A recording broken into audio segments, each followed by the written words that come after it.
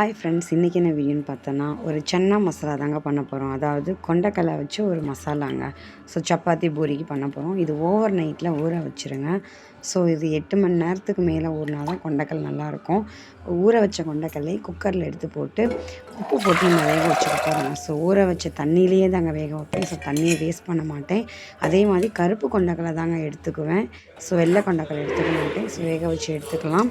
So கடாயில் எண்ணெய் ஊற்றி ஏலக்காய், பட்டை, கிராம்பு, சோம்பு இதை போட்டு நம்ம தாளிச்சிட்டு கருவேப்பிலை போட்டு 2 பெரிய வெங்காயம் கட் பண்ணி வச்சுருக்கேங்க.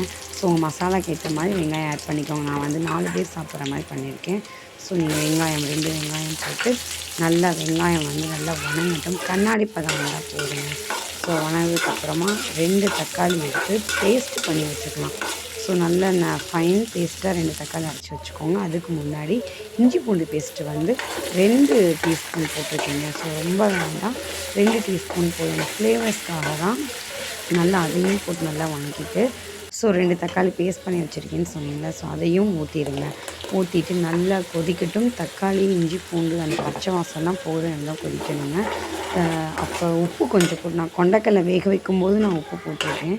ஸோ இதில் நீங்கள் கொண்டைக்கடலை வேக வைக்கும்போது உப்பு இருக்கிறனால இந்த மசாலாலாம் பார்த்து போடுங்க.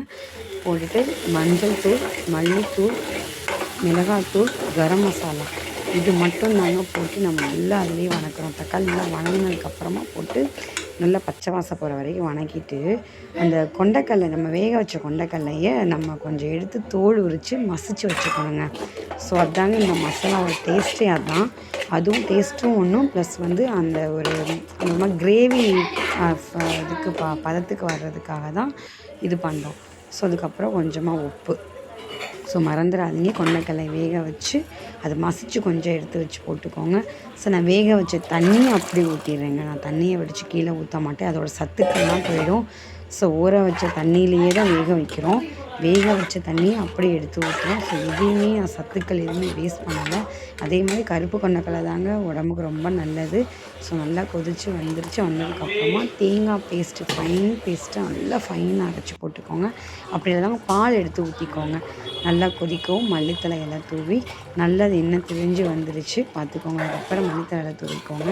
தூவினதுக்கப்புறம் நான் பூரிக்கு தாங்க இந்த சன்னா மசாலா பண்ணியிருக்கேன். நீங்கள் சப்பாத்தி, தோசை, பூரி எதுக்கு வேணால் பண்ணிக்கலாம். ஸோ டிஃபன் ஐட்டங்களுக்கு இட்லி, தோசை, சப்பாத்தி, பூரி பண்ணிக்கலாங்க. ஸோ இந்த வீடியோ பிடிச்சிருந்தா சப்ஸ்கிரைப் பண்ணுங்கள், லைக் பண்ணுங்கள், எங்கள் சேனலுக்கு நிறையா வியூஸ் கொடுங்க. ஸோ மறந்துடாதீங்க. Thank you to all subscriber. Thank you.